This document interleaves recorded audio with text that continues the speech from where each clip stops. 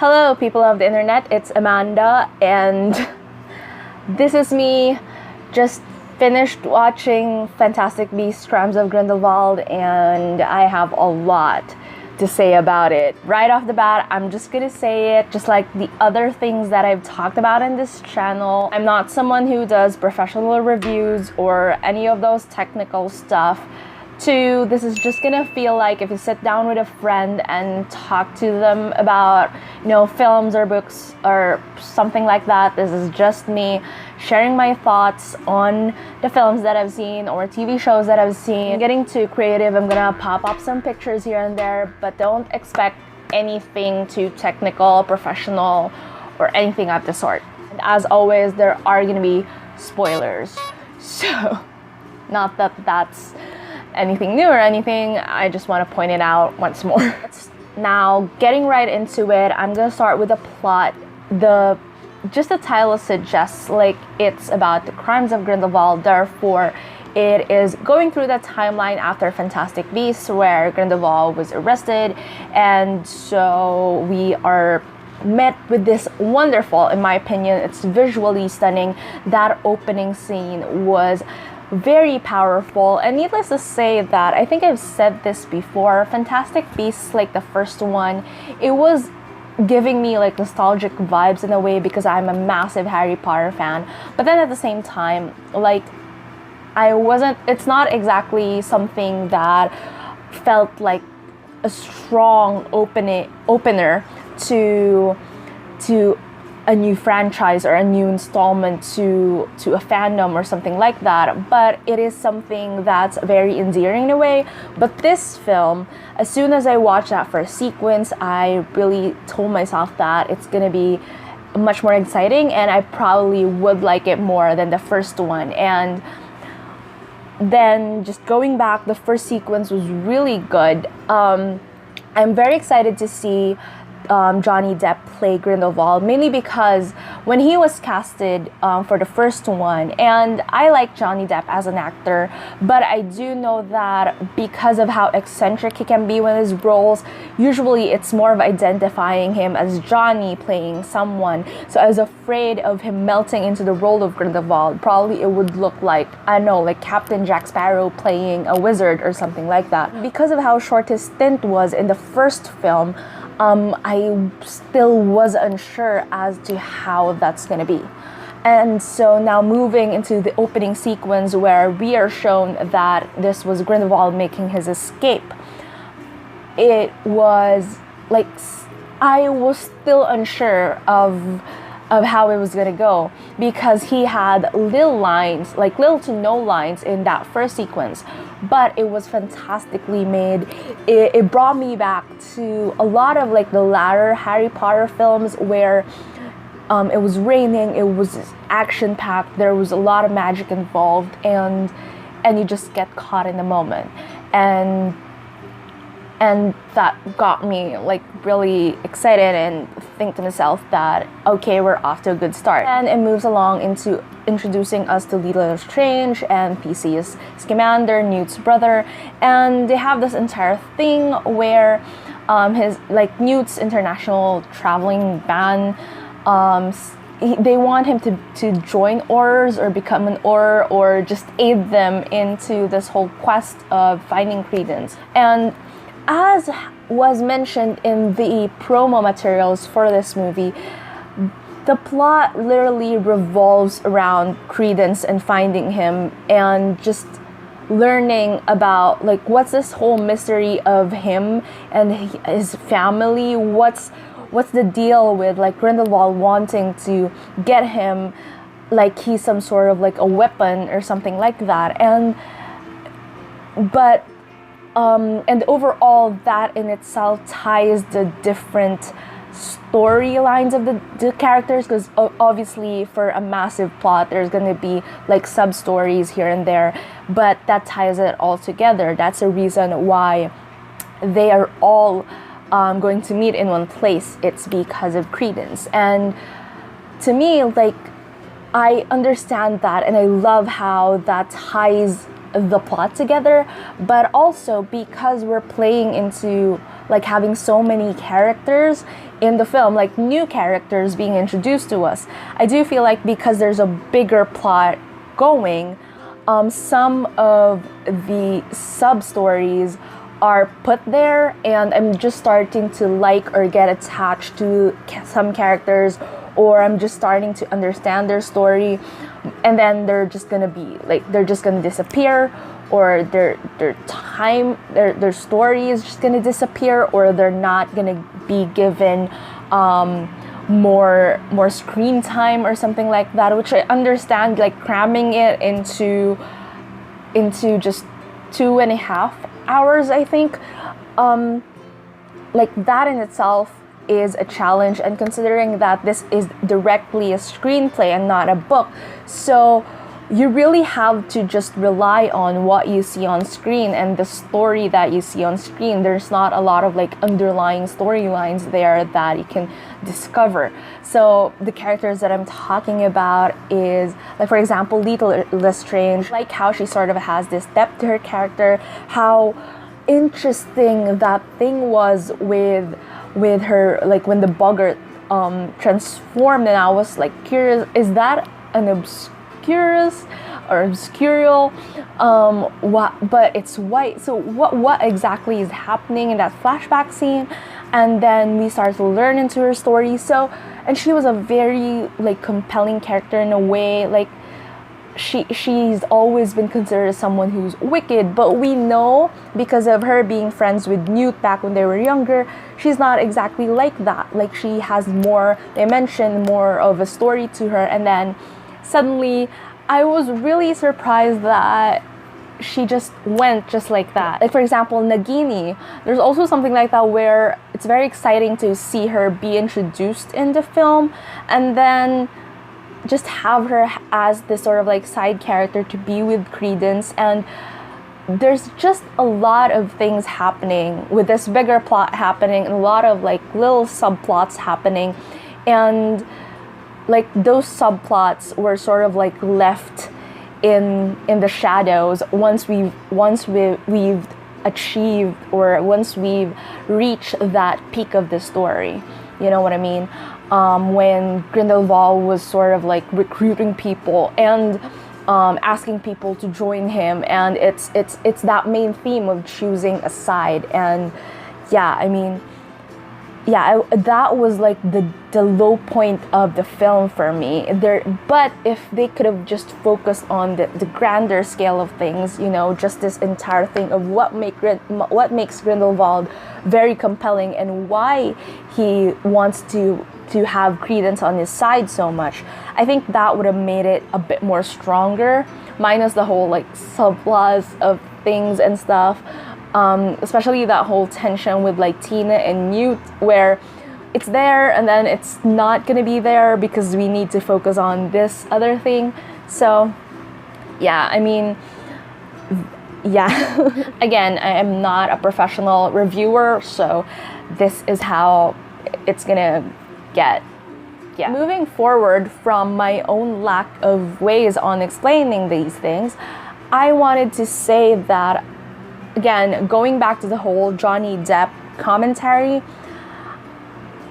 when he started talking, he started delivering his lines as Grindelwald, he became Grindelwald. Like, there may be traces of Johnny Depp as an actor. There are some mannerisms, but I do feel like he melted into this role. There's some moments there where I saw, okay, here we see Grindelwald. His difference between Voldemort becomes much more evident in that sequence, in the sequence where he gathered the other wizards and witches and sort of like spoke to them in a manner that was so close to home in a way. Like for Queenie, it was the fact that the wizarding community, at least the community that she grew up in, was so oppressive of the fact that you can be with muggles or nomads.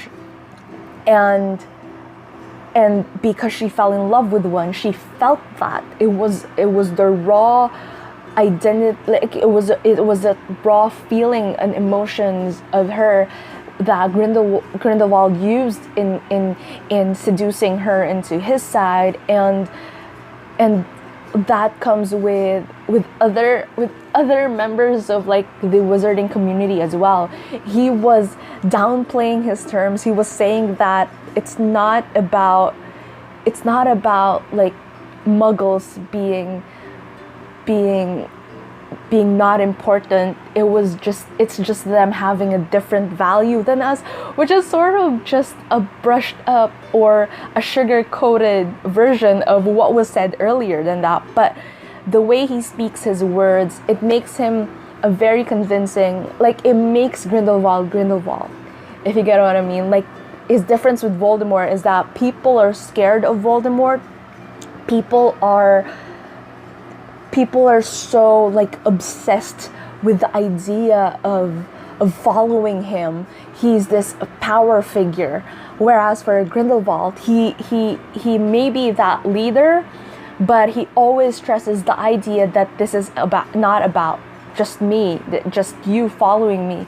This is for the greater good. This is for your own interests, which is like, I love how that sort of like differentiated the two villains. It's not just a copy of one over the other, and yeah, like that was a very powerful scene for me.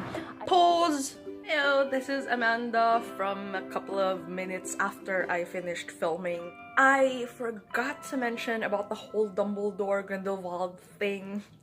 Needless to say, oh my god, I was super ecstatic at the fact that they did the whole like short flashback scene of them doing the blood pact. I love Jamie Campbell-Bower, and I was really excited for him to be reprising the role of Grindelwald, and that whole like Mirror of Erised thing.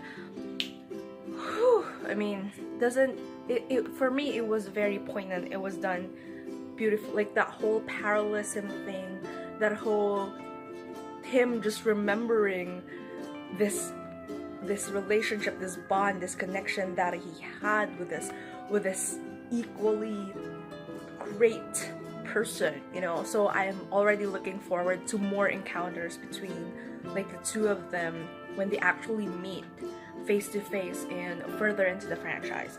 So that's that. Going back into the original footage that I filmed earlier. Now moving forward to like other details, I love the bits and pieces of having like cameos of characters that we have known from the Potter universe. There's McGonagall, there's also a McLaggen ancestor right there. But I do understand some criticisms of like bigger of much more like serious fans and members of the fan base. Like I myself sometimes get too much into the details. I get too iffy with some information and stuff like that. But I think for Harry Potter, it's just one of those things where I trust it in a way. Like sometimes there are a bit iffy things here and there, but I love it so much that I forgive it. It's probably not too much when it comes to the Cursed Child. I still have some repressed memories on that. Yeah, going back to this one, I do understand that, as some fans have pointed out, there are a lot of like timeline errors so far into the film. Like for example, the presence of McGonagall in Hogwarts during the time frame of Crimes of Grindelwald, like that shouldn't have made sense, because she was supposedly she was to be born like 2 decades after, so there's a timeline error there. A lot of people are also questioning just basically some bits and pieces of it, and like how it's gonna work into the franchise further on, because like looking at the timeline now, it said that supposedly the battle between Grindelwald and Dumbledore happens like 2 decades, usually 2 decades after the happenings during this film. So there's just a lot of like timeline issues that fans are pointing out in this particular stage of the franchise. Last but not least, that reveal in the end. I was shook. Like, I know there's gonna be something in the end of the like, there's gonna be something about the reveal when it comes to like Credence ancestry, because they made it such a big deal. Like, it was what the movie was about. But that reveal of him, and as I've mentioned, there are gonna be spoilers in this one. I did warn you in the beginning, so here goes. It was revealed in the end by Grindelwald that Credence is actually a Dumbledore. Aurelius Dumbledore, yes, Albus's brother. Which is insane because it's the first time we're hearing about this. Even Rita Skeeter, in her most sneakiest, evilish ways of getting information as an unregistered animagus, like, she didn't get this. So why is this information just being made available to us now? It's another like questionable thing. Like, is this just for the sake of putting a cliffhanger in there, knowing that no matter what happens, no matter what happens, for sure Potterheads are gonna see like the rest of the franchise, but is this more of an assurance for us to want to see the next film after this? It sure worked for me.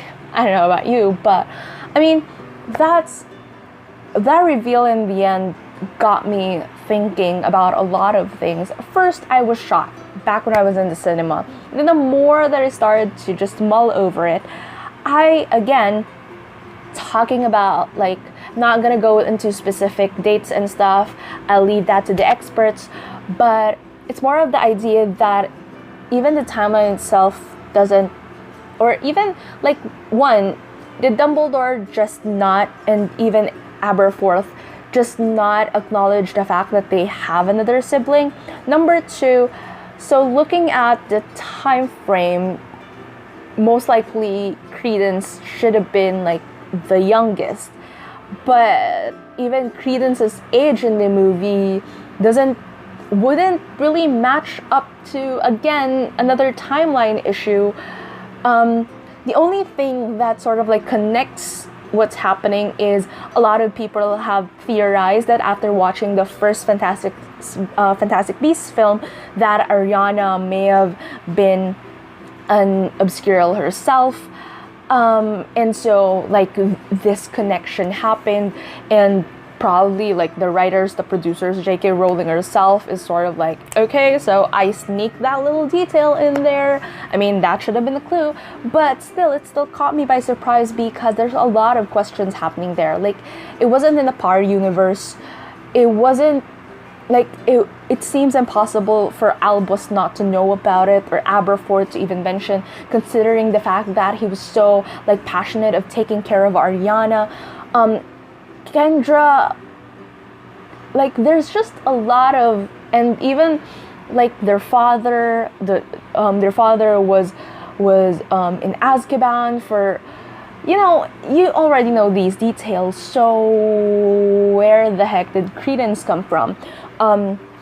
Now, pitching in my own theories into the mess of things.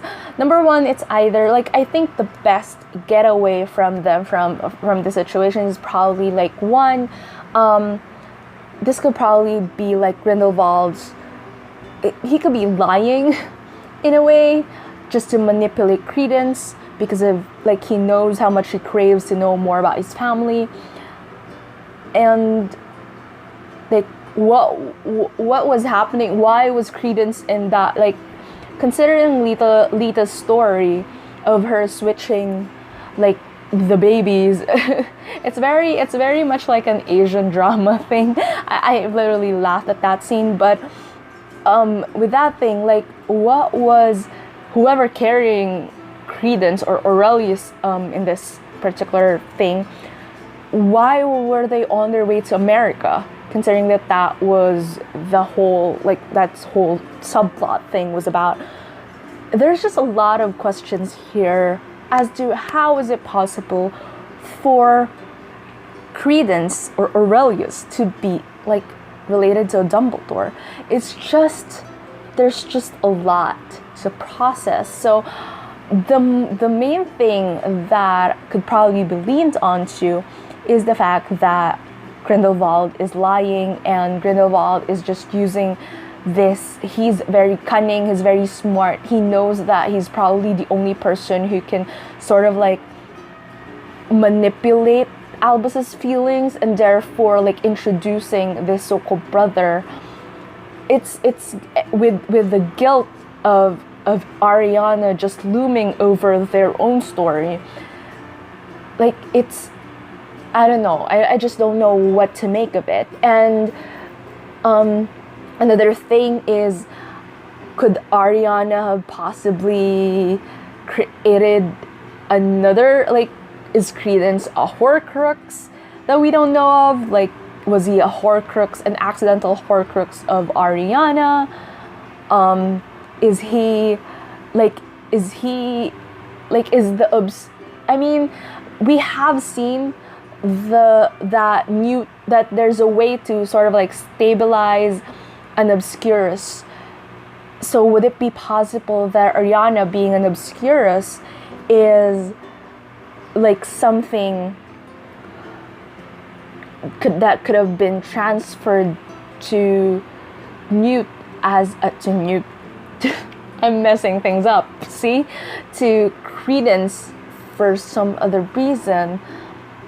Like, what was happening there? What is happening? I mean, could he be a twin? Which still doesn't make sense because of the whole timeline thing. Like, the ages wouldn't match, or would it? So, I mean, what is up with that? And if Aurelius really is Ariana's twin, how did that even work? Like, how did they not know about it? Like, what? So there. So that's just basically my thoughts on the film, my thoughts on whatever it is that just happened in that ending. All I can say is that overall, I did love it. There are a lot of questions, but as a film, visual-wise, even like the story itself, it could have been stronger, but it is better than the first one.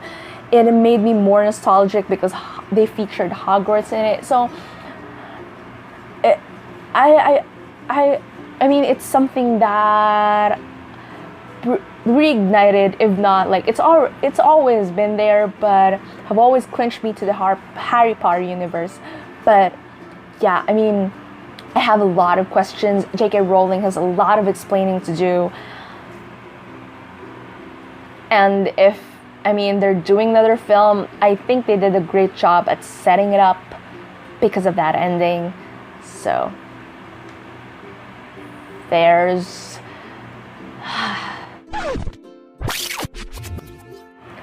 So thank you so much for watching this video. If you like it, please give it a thumbs up, and if you're new to my channel, please hit subscribe.